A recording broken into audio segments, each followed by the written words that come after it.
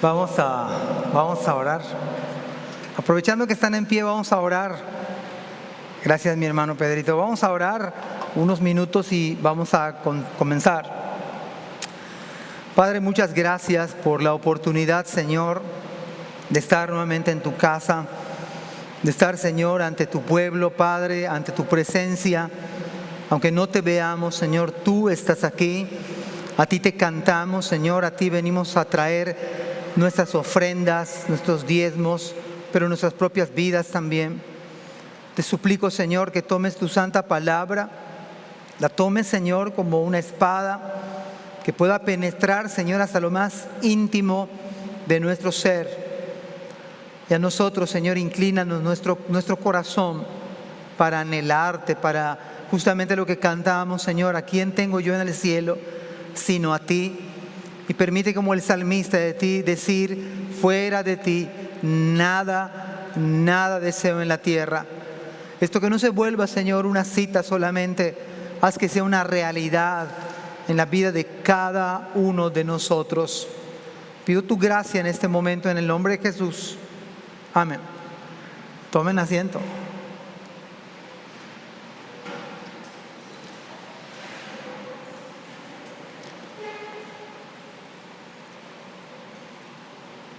Como decía Abraham, como bien dijo Abraham hace un rato, tenemos la dicha, la fortuna, la bendición de comenzar una carta, aunque en lo personal me gusta decir el libro, pero vamos a decir la carta a los hebreos. Hoy tenemos la dicha, ojalá que Dios nos dé vida y salud, y terminarla como lo hemos hecho a lo largo de varios años, estudiando Primera de Juan, estudiando Efesios, estudiando Romanos, estudiando ¿qué otro hemos estudiado acá? Hechos de los Apóstoles, por supuesto. Esperamos en el Señor nos siga bendiciendo a través de libro por libro de la Biblia y texto por texto de la palabra del Señor. Mire que es interesante, porque hoy justamente es 31 de octubre.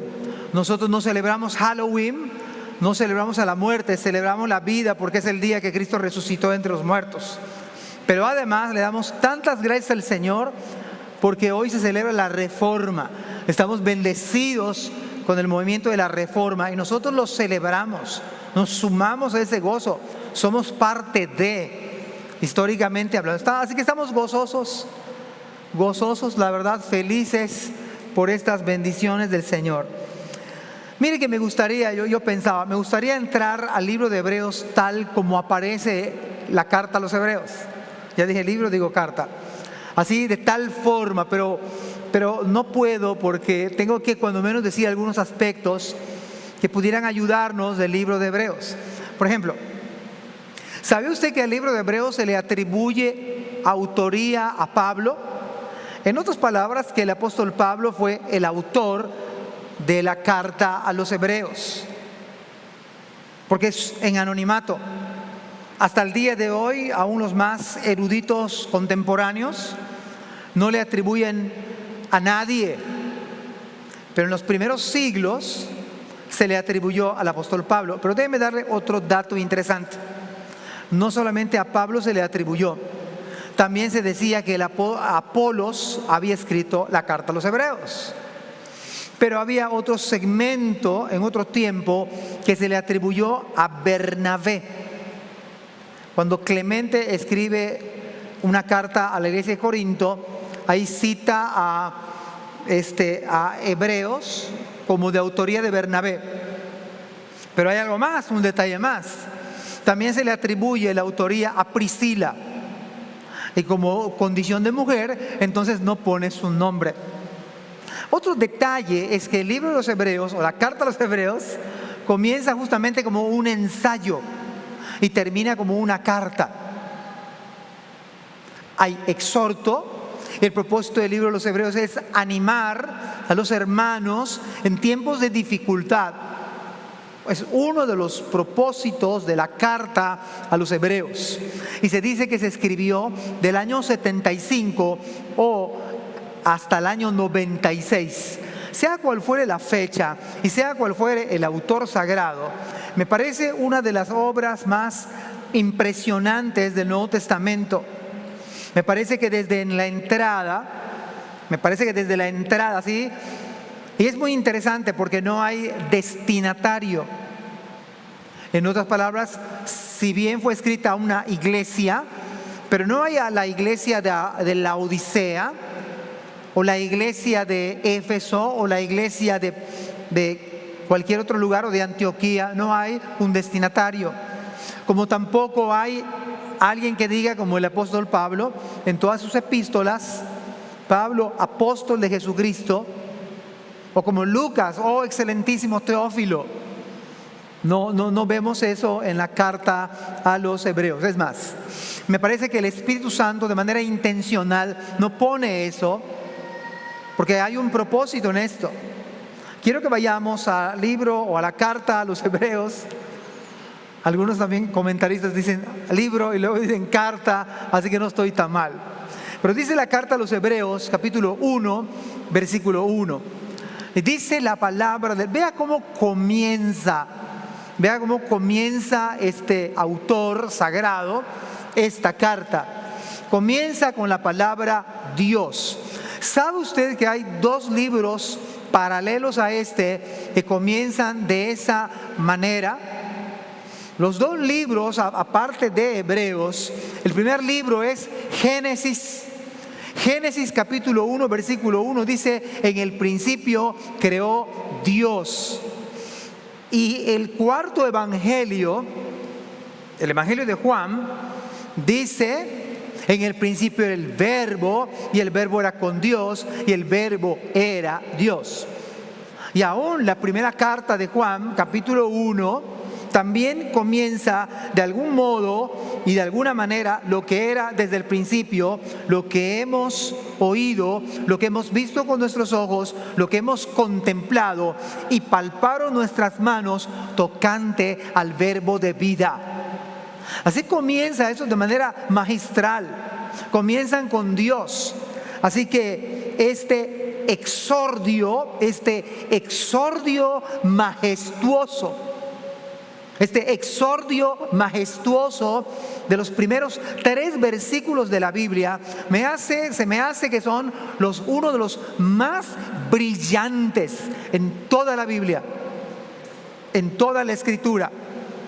Dice, mire qué bonito comienza la Biblia: Dios, habiendo hablado muchas veces y de muchas maneras.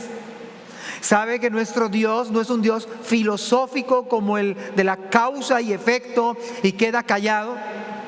¿Sabe que nuestro Dios no es mitológico y cruel y caprichoso como el de las leyendas y mitos también de los griegos? ¿Sabe que nuestro Dios no es sanguinario y cruel como de la cultura prehispánica de toda Mesoamérica? ¿Sabe que nuestro Dios habla? No es un deísmo donde Dios crea todas las cosas, porque el deísmo enseña que Dios crea todas las cosas y se aleja y se hace a un lado para que la creación a sí misma vague por sí sola. No, nuestro Dios, dice la Biblia, Dios habiendo hablado. Y en el original, Dios habiendo hablado, la idea original primitiva es como cuando parlotean las aves. En el día de hoy, en Yucatán, nos ilustra nuestro hermano Marco Cervera, que debido a que hay tanto juego de internet, etcétera, etcétera, pues hoy los chicos, gracias a Dios, ya no se dedican a cazar aves. Y sabe que hoy en día, no sé hasta qué punto va a ser plaga, o si ya la es, valga la expresión. Hoy podemos disfrutar hoy por hoy el parloteo de los loros aquí en Pensiones, aquí en Chuburná y en otros lugares de la ciudad. O sea que hay aves que fueron exóticas o que son exóticas, pero que hay muchas en el día de hoy. Bueno, la idea esta de Dios habiendo hablado es como cuando parlotean las aves, pero en su manera más sublime y majestuosa cobra un significado mayúsculo. Y no es el parloteo de las aves, es el hablar de Dios. Es cuando Dios habla.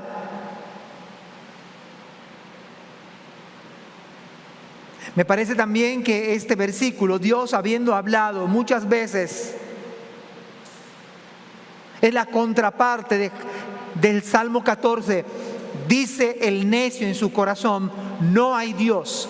Y aunque el propósito del autor no es debatir a los ateos o los gnósticos, para nada, ni Génesis, no, la idea no es debatir a los ateos, porque se da por sentado la existencia de Dios. O sea, a Dios no le preocupa, no está preocupado para que la gente sepa que existe.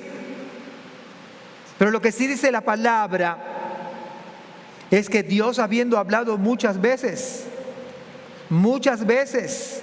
y de muchas maneras. Esta es la idea por la cual comienza Hebreos así, de manera intencional, de manera liberal. Comienza con Dios porque, ¿sabe qué? No quiere que los oyentes se pierdan y se divaguen. Con toda intención, este exordio eso busca. Que no se pierda la congregación, que la iglesia ponga su atención en algo que va a decir, de suma importancia, por eso es un exordio. Algo vital va a decir el autor.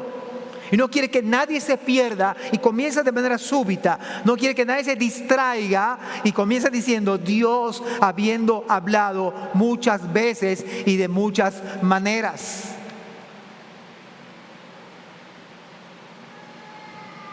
Yo me pregunto, y yo creo que vale la pena que todos nos preguntemos, o sea, ¿usted tiene idea de lo que está diciendo Dios?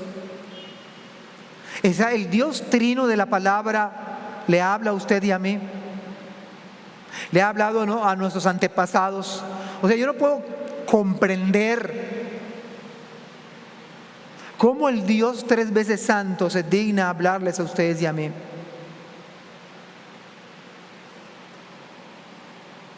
Esto me lleva obligadamente a preguntarnos si hoy por hoy usted y yo tenemos más, porque si Él nos ha hablado, ¿no le parece a usted una grosería, por ejemplo, que sus hijos, usted como mamá o papá, usted les hable y no le hagan caso?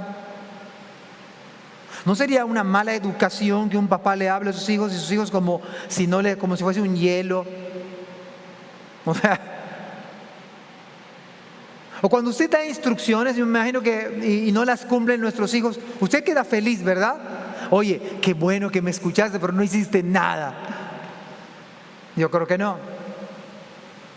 Yo creo que los papás se sienten hasta frustrados. Oye, yo me esfuerzo por darle a mis hijos lo mejor que puedo y le doy simples instrucciones a mis hijos. O sea, los papás de ustedes están 10 horas en el trabajo. Y hasta la mamá tiene que salir a trabajar o trabaja en casa. Y solamente unas cuantas instrucciones y nuestros hijos no son capaces de atenderlas. ¿Usted cómo se siente como padre? Enojado, tendría razón. Ahora, déjeme decirle algo. Es en el terreno humano. Si la Biblia dice Dios habiendo hablado muchas veces y de muchas maneras, me pregunto si tenemos a sabiendas que Él nos ha hablado muchas veces y de muchas maneras. Usted y yo en el día de hoy tenemos más apetito por la palabra, nos da más hambre la palabra, tenemos más apetito y deseo de estar en las cosas del Señor, de estar más involucrado en el servicio del Señor, debido a que Él me ha hablado muchas veces y de muchas maneras. Estas serían preguntas válidas. Además, hace tiempo yo escuché un canto sencillo de campo, no de bellas artes, no de notas, que estaría muy bien. Decía un sencillo canto de hace muchos años: mi Dios es real,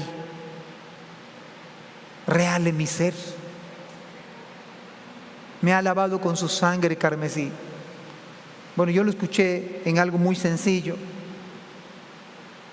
pero es el Dios de la Biblia y esta es la intención del autor. Vea, ese exordio le está diciendo: oye, mira, este Dios que está hablando la palabra es un Dios personal, es un Dios que habla, no es un Dios que te abandonó, no nos ha abandonado.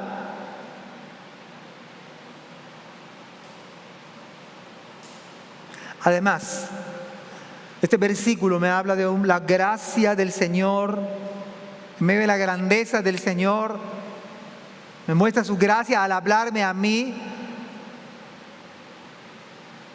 Decía el salmista, ¿qué es el hombre para que te acuerdes? ¿Qué es usted y qué soy yo para que Dios me hable a usted y a mí? Me habla por su palabra en el día de hoy, por supuesto. Dios no tendría la obligación de hablarle a usted ni a mí. O sea, no está obligado a hablarme. Me parece también que esta es una oportunidad para la iglesia, para cambiar nuestra actitud. Porque generalmente la iglesia quiere hablar, y queremos hablar, y queremos discutir, y queremos argumentar. Pero me parece que la iglesia tiene que callar. Porque cuando Dios habla hay que escucharle.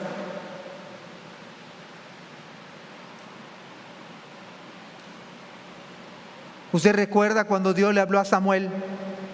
O sea, la manera de poder escuchar a Dios es haciendo silencio. O sea, diciendo lo que dijo Samuel. Vino Jehová y se paró y llamó con las otras veces, Samuel, Samuel. Entonces Samuel dijo, habla, porque tu siervo oye. Me parece que la escritura, el autor de Hebreos está diciendo, Dios, habiendo hablado muchas veces, ahora creo que a la luz del texto bíblico le está hablando a cada uno de nosotros. En este caso era Samuel, pero en esta mañana usted vino para que Dios le hable. Me pregunto si todos venimos a la iglesia diciendo, habla. Esto sería el cambio de actitud. Habla porque tu siervo oye. Debemos venir como siervos para oír. Y ante la voz de sus palabras deberíamos decir como Pablo, ¿qué quieres que yo haga?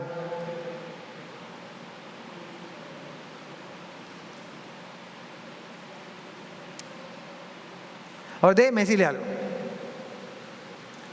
¿Cuántos de los que estamos aquí en esta mañana creemos que cuando Dios habla las cosas cambian? O sea, Dios cuando habla las cosas cambian. En el libro de Génesis, miren, Génesis capítulo 1, versículo 3. Y dijo Dios, sea la luz. Y mire, es luz.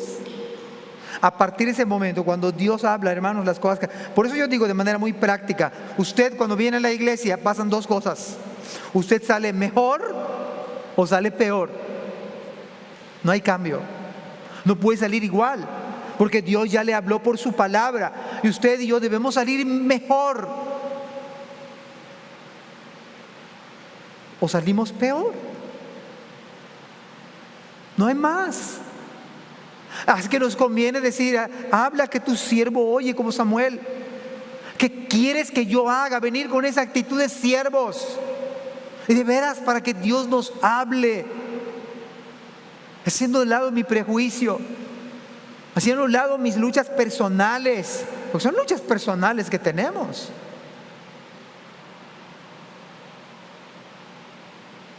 Mire, cuando Dios habla, las cosas cambian. Por eso dice, Dios habiendo hablado muchas veces y de muchas maneras. Dios habló, las cosas cambian. ¿Se acuerda aquel centurión que nos enseña Mateo capítulo 8, versículo 8, que el centurión fue con el Señor, versículo 8, respondiendo el centurión y dijo, Señor, mire la actitud. Iglesia, tenemos que tomar nota. No soy digno. Para escuchar a Dios, usted y yo tenemos que decir, no soy digno. El problema que tenemos es nuestro orgullo. Pensamos que somos muy dignos, muy importantes. Pero este centurión dijo, un centurión, un hombre de autoridad, un hombre que tenía autoridad humana. No soy digno de que entres bajo mi techo. O sea, yo no soy digno, soy un centurión que tengo autoridad, pero reconozco que tú, Señor, estás por encima de mí, por supuesto. Ni siquiera estoy digno de que entres bajo el techo de mi casa. Mire qué hermoso, aprendámoslo. Solamente di la palabra y mi siervo sanará. Amados hermanos, usted viene como siervo, usted y yo le decimos: háblame, que tu siervo oye. No soy digno de que me hables. Hermanos, de hecho, el escuchar esta predicación, el tener la palabra, es algo que no merecemos. Es una enorme bendición. Es una enorme bendición que alguien me hable la palabra.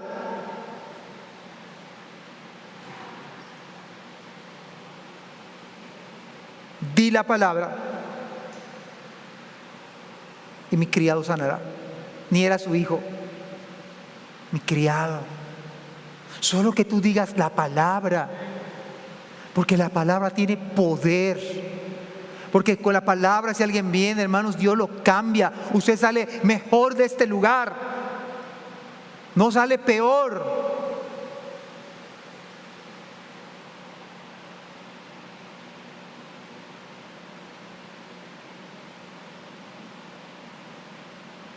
Esta generación perversa y adúltera, esta generación pide señales, no le basta la palabra. Esta generación caída quiere ser como Tomás, hasta no ver, no creer. Mi abuelo lo decía de así como cierta vanidad. Yo como Santo Tomás, hasta no ver, no creer. Eso es una incredulidad que Cristo mismo reprendió. Y esta generación es igual. Queremos ver para creer.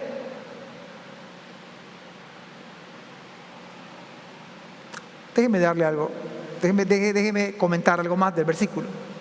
La Biblia dice: Dios, habiendo hablado muchas veces. Esto es hermoso. Tome nota si gusta. ¿Sabe a qué se refiere? La palabra muchas veces, aún en la Peshita, en la traducción de la Peshita, aparece la palabra fragmentos. En el original son fragmentos. Dios habiendo hablado por fragmentos. O sea, dicho de otra manera, es que Dios habló progresivamente, en partes, y de muchas maneras. Vamos a ir por partes. Entonces, la palabra muchas veces significa que el Antiguo Testamento, hermanos, no es una colección de libros sabios, porque son 39 libros y fueron dados en parte. Moisés, el Pentateuco, y así de manera progresiva fue transmitida parte de la verdad, o la verdad en fragmentos. Esto es lo que está diciendo el pasaje. Dios, habiendo hablado en muchos fragmentos, en parte, una parte le reveló a Moisés, otra parte le reveló a Josué, otra parte le reveló a Oseas, a Isaías, a Malaquías. Fueron fragmentos muchas veces, pero también dice de muchas maneras. ¿Qué significa eso? Las muchas maneras está hablando que parte de la Biblia es ley, parte de la Biblia es profecía, parte de la Biblia es exhorto, parte de la Biblia es historia. Así que Hebreos capítulo 1, versículo 1, Dios, habiendo hablado muchas veces y de muchas maneras, ¿a quiénes? A los padres. ¿Por quiénes? Por los profetas. Vamos a dar ejemplos. Por ejemplo, en el capítulo 3 del libro de Génesis, versículo 9, dice la Biblia: mas Jehová Dios llamó al hombre y le dijo: ¿dónde estás tú? ¿Cómo le habló Dios a Adán? De persona a persona. Le dijo a Adán: ¿dónde estás tú? A Noé le habló de manera directa. Entonces habló Dios a Noé diciendo, Génesis 8, versículo 15. A Adán le habló en pregunta, a Noé de manera directa. A Abraham se le apareció, dice Génesis 12:7, y apareció Jehová a Abraham y le dijo: a tu descendencia de dar esta tierra, etcétera, etcétera. Se le apareció a Abraham. A Lot incluso, muchas veces y de muchas maneras.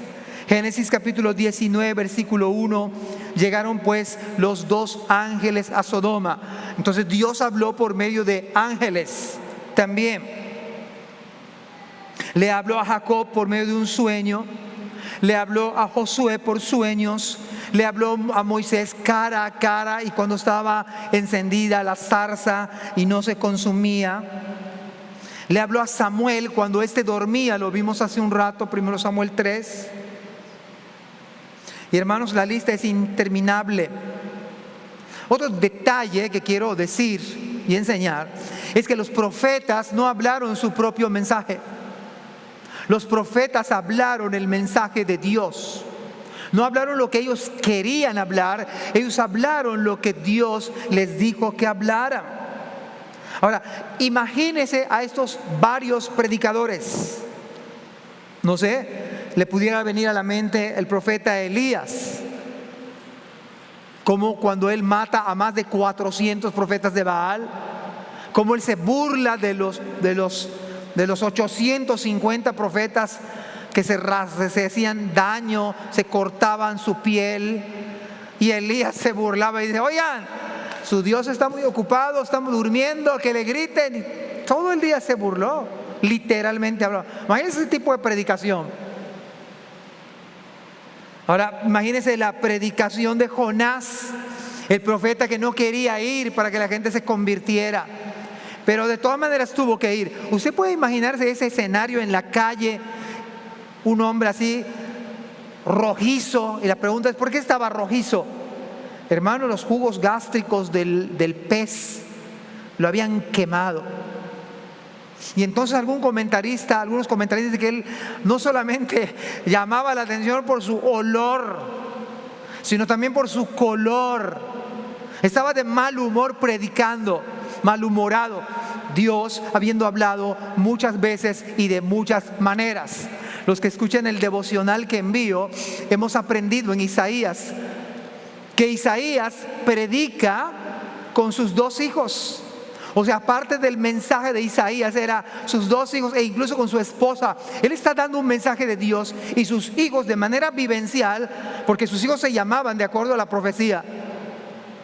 O sea, ahí estaban sus hijos parados y él estaba predicando. Incluso hubo un tiempo en que él tuvo que andar, y voy a decirlo, andar desnudo.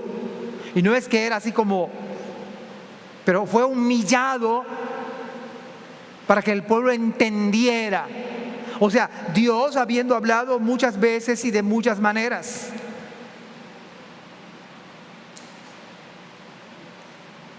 Ahora bien, versículo número 2. Dios, habiendo hablado muchas veces y de muchas maneras, en otro tiempo, en el pasado, a los padres por los profetas. Mire que el versículo 2 deja recaer en el Hijo todo el peso. Dice: en estos postreros días, en estos últimos días. ¿Sabe cuáles eran esos últimos días? Estos postreros días era la venida del Mesías. En estos postreros días nos ha hablado, ya no de manera fragmentaria, ya no de distintos modos, sino nos ha hablado por medio de Cristo Jesús. Por medio del Hijo nos ha hablado. O sea que todos esos fragmentos, todas esas imágenes, esos símbolos, el tabernáculo, el templo, el día de reposo, los sacrificios, la muerte de los corderos, el sumo sacerdote, el sacerdote, los profetas, todos cuando vino Cristo, dice, nos ha hablado ahora por el Hijo. En el día de hoy, el tema de hoy: Cristo mayor que los profetas. Cristo mayor que los profetas. Es mayor que los profetas. En el día de hoy hay pseudo profetas. Pero estos versículos están diciendo que los profetas son, por supuesto, menores porque ya llegó Cristo Jesús. Y no es el fragmento, Él es todo, todo se cumple en Él. Eso está haciendo desde el primer versículo y el segundo versículo el autor de Hebreos. Está llamando la atención a la iglesia para que vea que todas las sombras, todas las imágenes, todos los tipos se cumplieron en Cristo. En estos últimos días. Lucas capítulo 7, versículo 28 dice: os digo, hablando de aquel que es considerado el mayor de todos los profetas, os digo que entre los nacidos de mujer, o sea, todo el que ha nacido de mujer, no hay mayor profeta que Juan el Bautista. Pero el más pequeño en el reino es mayor que él. Cristo dijo: el mayor de todos los profetas es Juan el Bautista. Pero mire qué dice Juan el Bautista acerca de Cristo: este es el que viene después de mí, el que es antes de mí, del cual utiliza la misma palabra que estamos viendo como una línea que corre todo, el del cual yo no soy digno de desatar. O sea, el mayor de todos los profetas está diciendo: Cristo es el mayor. Ni siquiera soy digno de desatar la correa de su calzado. Cuando oigo hoy los pseudo profetas, o sea, los nuevos profetas, me parece que falta leer Hebreos capítulo 1, versículo 1 al 2. Porque Hebreos 1, 1 al 3 exaltan a Cristo mayor. Así que el primer versículo está hablando del Antiguo Testamento, por supuesto. Ahora, dice la palabra, en estos últimos días nos ha hablado por el Hijo. Mire, el único Hijo de Dios es Jesucristo. Los ángeles son hijos de Dios, pero creados por Dios. Ustedes y yo, que somos creyentes en Jesucristo en el día de hoy, somos hijos de Dios adoptados. Pero el único Hijo de Dios, el unigénito del Padre, es Cristo Jesús. Así que el autor de Hebreos está haciendo el esfuerzo por apuntar a Cristo como el Hijo de Dios. ¿Sabe que por esa causa murió Cristo? Una de las razones por la cual le llevaron a la cruz es porque dijeron: tú siendo hombre te haces igual a Dios. Porque ciertamente dijo: yo soy hijo de Dios.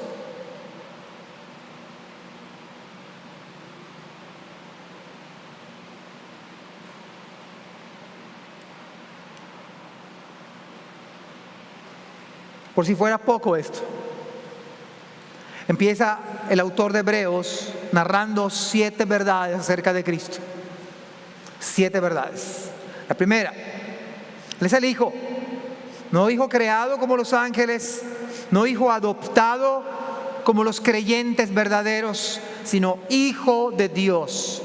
La primera verdad: a quien constituyó heredero de todo. No sé cuántos de los que estamos aquí hemos hecho nuestro testamento. Yo ya lo hice. Ya hice mi testamento.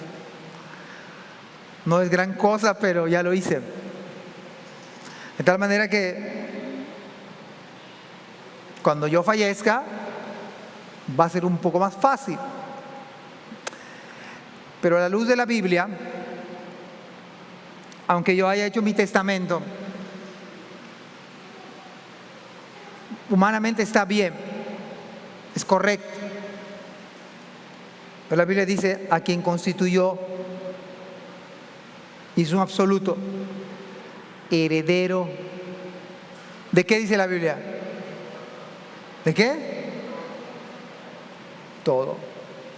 ¿Sabe qué está diciendo el autor? Está mostrando la excelencia de Cristo. Un hijo único que hereda todo del Padre.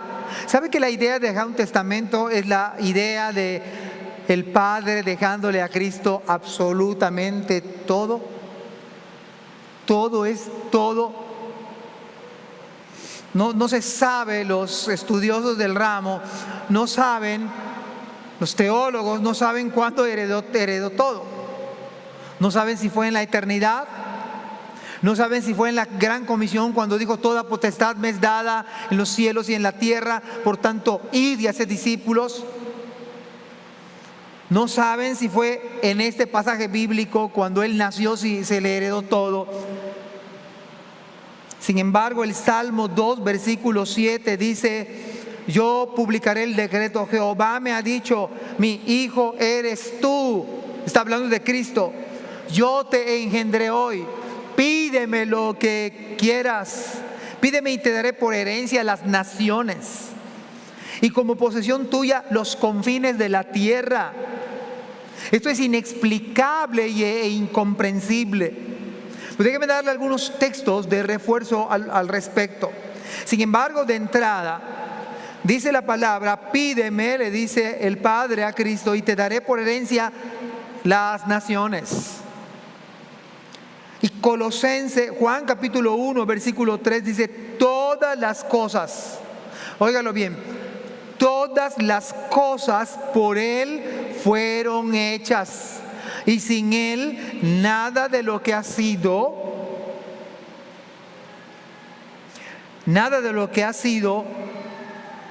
hecho fue hecho. Nada, todo es de Cristo. Colosenses capítulo 1, versículo 16 dice: porque en Él fueron creadas todas las cosas que hay en los cielos y los que hay en la tierra, visibles e invisibles, sean tronos, sean dominios, sean principados, sean potestades. Todo fue creado por medio de Él y para Él. Todo fue creado por medio de Él y para Él. El Padre le dijo: te voy a dar todas las naciones. Todo ha sido creado para Él. En Romanos el apóstol Pablo dice: porque de Él. Vean bien que dice la Biblia: porque de Él y por Él y para Él son todas las cosas. Hermanos,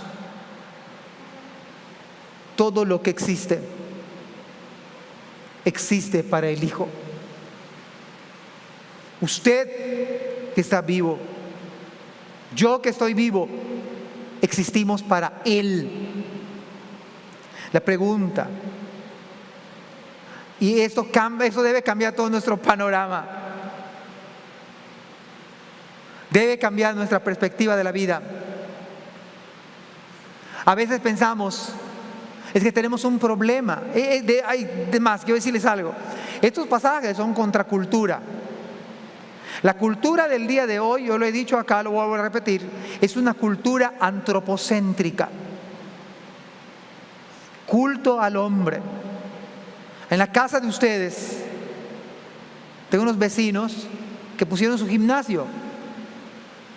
Y yo desde la mañana hasta la noche yo oigo plac, plac.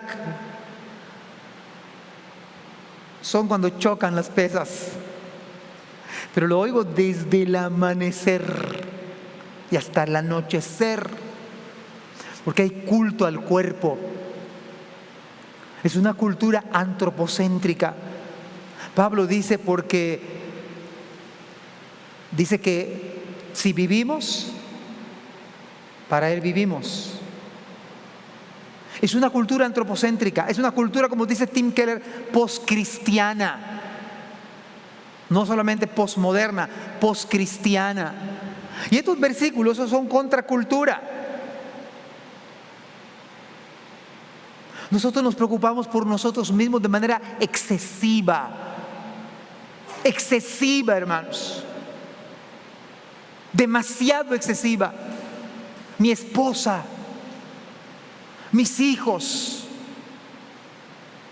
No estoy diciendo que descuidemos, lo que pasa es que es excesivo y no está bien. Mi casa, mi coche, mi dinero, mi tiempo, mis dones, mis talentos, incluso mi iglesia. Pero note lo que está diciendo la palabra. Dios, habiendo hablado muchas veces y de muchas maneras a los padres por los profetas, en estos postreros días nos ha hablado por el Hijo, a quien constituyó heredero de todo. Todo. La esposa que tengo yo, usted tiene, es de Cristo. El esposo que usted tiene, a veces hay un problema. Las hermanas no quieren que su esposo esté involucrado en la iglesia. O los hermanos no quieren que la hermana esté tan integrada en la iglesia. Eso no es no entender el evangelio. Porque somos para Él. Mi carrera, mi grado académico, mis finanzas, todo es para Él. Debe de ser una revolución. Hebreos 1, versículo 1 y 2 y 3. Cambia totalmente, porque la Biblia dice la palabra, versículo número, a quien constituyó heredero de todo. Todo le pertenece al Señor, no algo de mí, todo de mí. La pregunta es, ¿puedo reservarle algo a mi Señor? Si Él es el dueño de todo, ¿le puedo yo reservar algo? ¿Puedo decir, esto no te lo voy a dar? Aquí no te metas, Señor, en esta área sentimental no te metes, todo lo demás, pero en el área sentimental, a nivel corazón, ahí no te metes. ¿Puedo reservarle algo al Señor? ¿Puedo retenerle algo al Señor? Me parece que esto debería cambiar nuestra perspectiva de nuestra propia economía, del tiempo, de finanzas. Porque, hermanos, la Biblia dice que porque de Él y por Él y para Él son todas las cosas, todas las cosas.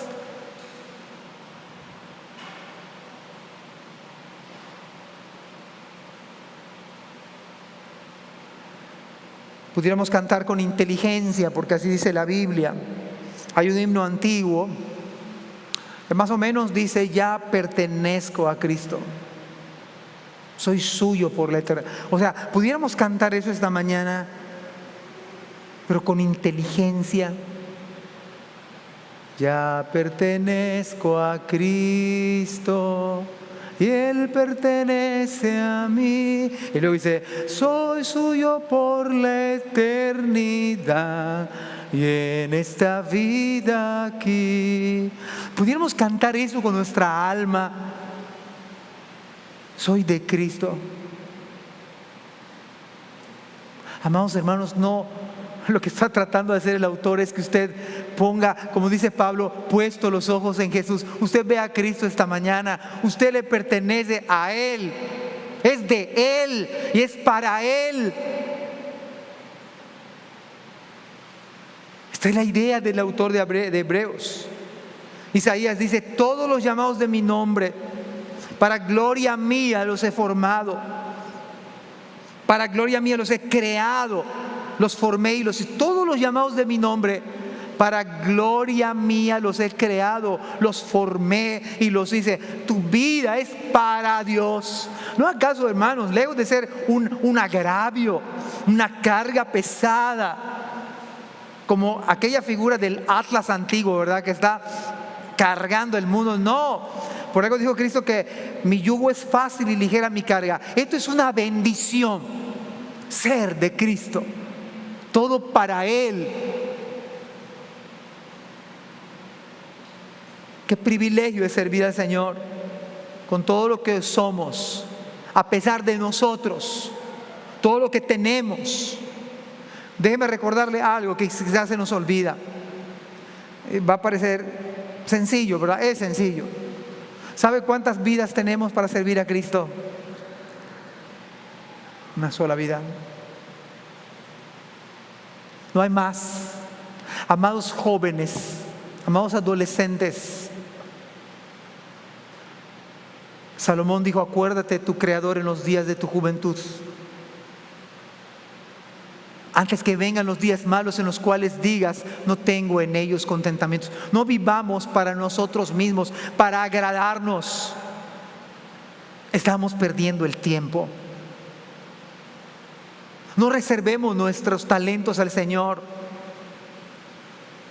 No reservemos nuestros recursos a Dios. Nuestro tiempo a Dios es inversión.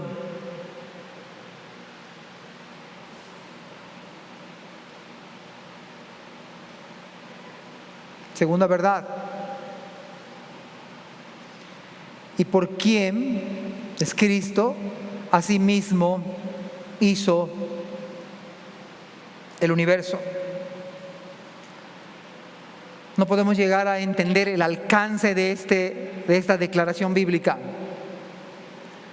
Pero la Biblia dice, y por quien, o sea, que todo el universo, o sea, no solamente del planeta Tierra, todo el universo se hizo por Cristo. Es un privilegio servirle de manera incomprensible, como bien dice Berkhoff. Comprendemos lo que no comprendemos. Dicho de otra manera, entendemos un poquito del mar de sabiduría de Dios. Déjeme darle unos datos que me llamaron la atención.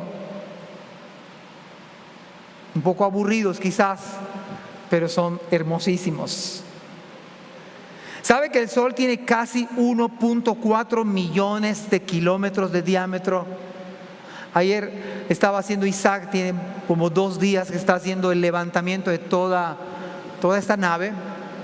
Lleva horas haciendo el levantamiento, actualizarlo.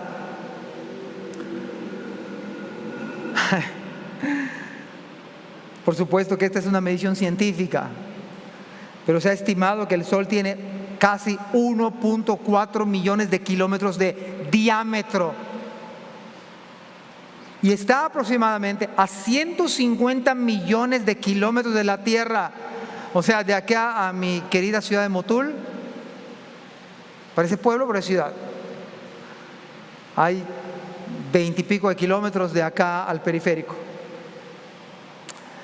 Yo no sé cuánto, imagínense, 150 millones de kilómetros.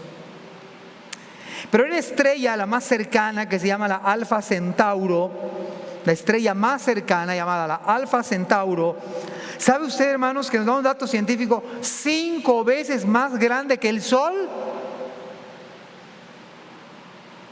La Luna está a una distancia de alrededor de 384.400 kilómetros.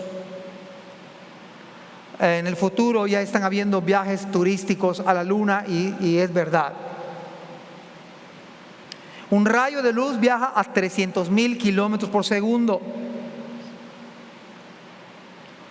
O sea que un destello de luz llega en tan solo segundo y medio. La estrella polar está a 643 millones de kilómetros. Y hay mucho más que pudiéramos mencionar, que seguramente ustedes o algunos de ustedes saben más. Pero solamente lo quiero dar a entender y hacer notar, porque la Biblia dice que por Cristo se ha hecho todo el universo. Todo el universo.